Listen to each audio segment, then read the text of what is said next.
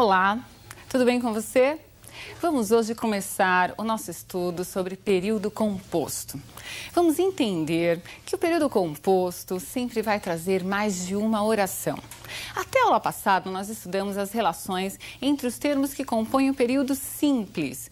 As palavras se relacionam e nós vimos qual é a função que cada uma dessas palavras exerce dentro da oração. Tanto é que nós chamamos de termos da oração. O que nós vamos ver a partir de agora é a relação entre as orações, o que é muito comum, porque nos textos as orações vão aparecer ligadas, combinadas, concatenadas. Muito bem.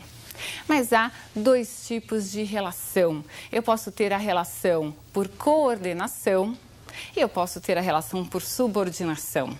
Qual é a diferença entre essas relações entre as orações? A diferença é que na oração, que está ligada por coordenação, há uma independência entre as orações. E nas orações em que há a relação de subordinação, há uma relação de dependência entre as orações. Então, guarde aí essa definição, observe na tela. Oração subordinada será aquela sempre dependente, ela sempre vai exercer uma função sintática.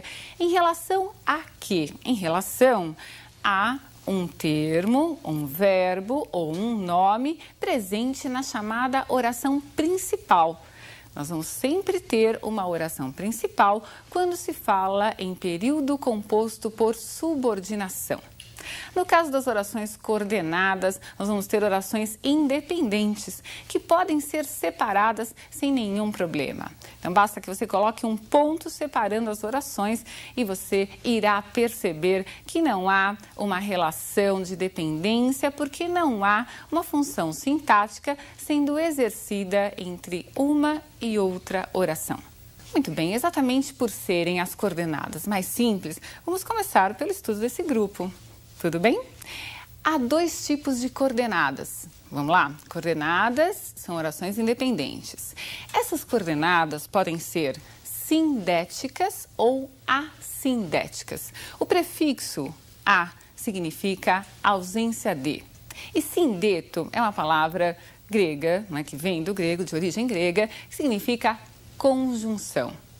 Se não houver entre as orações coordenadas um sindeto ou uma conjunção, eu chamo essa oração coordenada de assindética.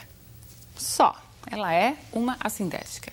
Se houver entre as orações coordenadas um sindeto ou uma conjunção, entendam como sinônimos, nós chamaremos as orações de coordenadas sindéticas. E pelo tipo de sindeto que estiver presente, haverá uma classificação. Temos 5 tipos de orações coordenadas sindéticas. Vamos ver agora o exemplo dessas coordenadas sindéticas para que você guarde muito bem os 5 tipos. Muito simples, Vocês vão perceber que não há como complicá-las e misturá-las com as orações subordinadas. Vamos lá. Então, vejam, as sindéticas sem sindeto e aquelas sindéticas são a que apresentam a conjunção. Por exemplo, se eu dissesse para vocês, ele entrou, vírgula, sentou-se, não haveria qualquer elemento de ligação e as orações seriam coordenadas assindéticas. Ao invés da vírgula, eu poderia colocar um ponto separando as orações. Já nas sindéticas vai haver a conjunção. Olha aí o primeiro tipo de coordenada sindética, as coordenadas aditivas. Esse exemplo foi retirado da obra Vidas Secas, do Graciliano Ramos. Então vejam lá. Fabiano ainda lhe deu umas pancadas e esperou que ele se levantasse. O que interessa pra gente? Vejam lá. Eu tenho o verbo dar, Fabiano ainda lhe deu. Isso já caracteriza uma oração. E que mais que ele fez? E esperou. Então, eu tenho a adição em relação à primeira oração de uma sequência de ação verbal. Ele deu e ele esperou. Se vocês observarem aí, há uma outra oração composta pelo verbo levantar. Esperou que ele se levantasse. Aí nós já começamos com uma oração subordinada, que daqui a pouquinho eu vou explicar. Agora eu quero que vocês observem essas coordenadas. É aditiva por quê? Simplesmente porque há a presença do E ligando as duas orações e se eu quisesse eu poderia separá-las sem qualquer prejuízo sintático ou semântico. Tudo bem? Então o E, assim como mas também, são conjunções sempre aditivas. Um outro exemplo, as adversativas. Então, lembrei, adversário é aquele que está do lado oposto, não é?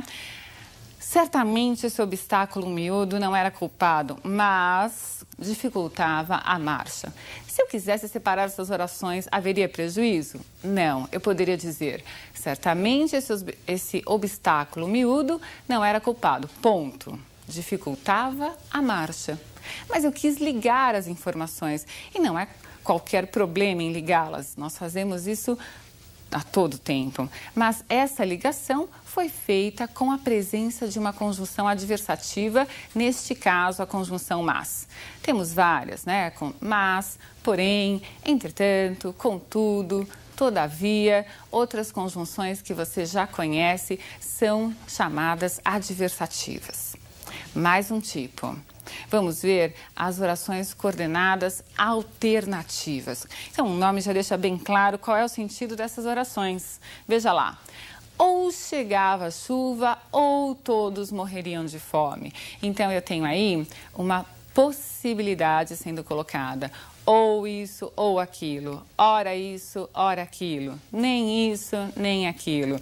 E a presença das conjunções alternativas. Eu tenho o ou na primeira oração, ou chegava a chuva, e tenho o ou na segunda oração, ou todos morreriam de fome. São duas orações coordenadas sindéticas alternativas.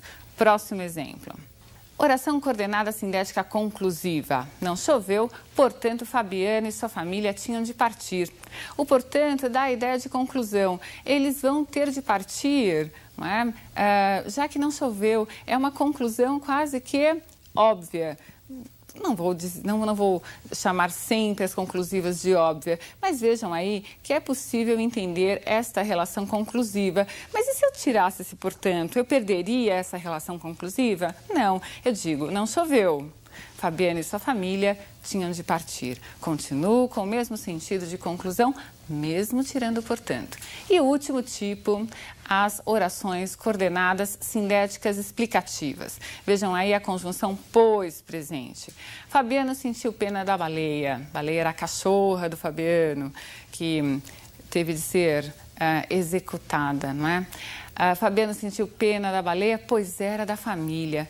Por que era da família? Essa é a ideia que nós vemos aí presente.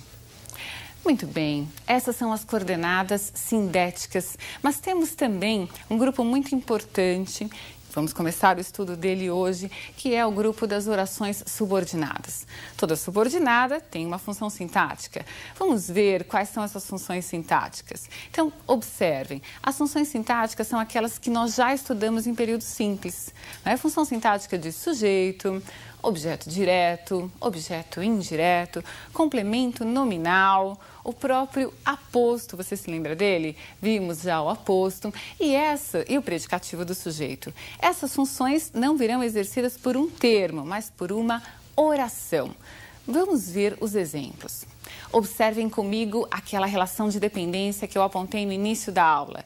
Sempre será necessário verificar que elas não poderiam estar separadas uma da outra. Aquela que precisa da oração subordinada, eu chamo oração principal. E aquela que representará o termo sintático, eu chamo de oração subordinada. Vamos ver.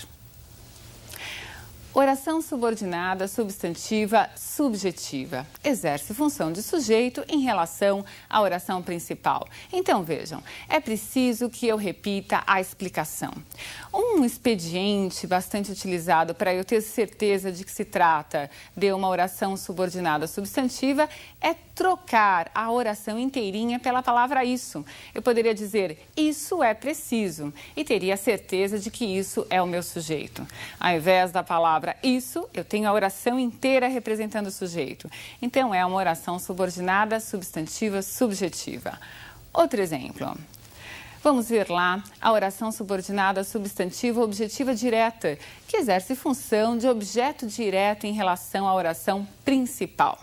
Eu pensei, quem pensa, pensa alguma coisa. É um verbo transitivo direto. Mas o que eu pensei? Eu pensei isso, que conseguiria bons resultados. Então veja o nome, oração subordinada substantiva objetiva direta, completando a oração principal.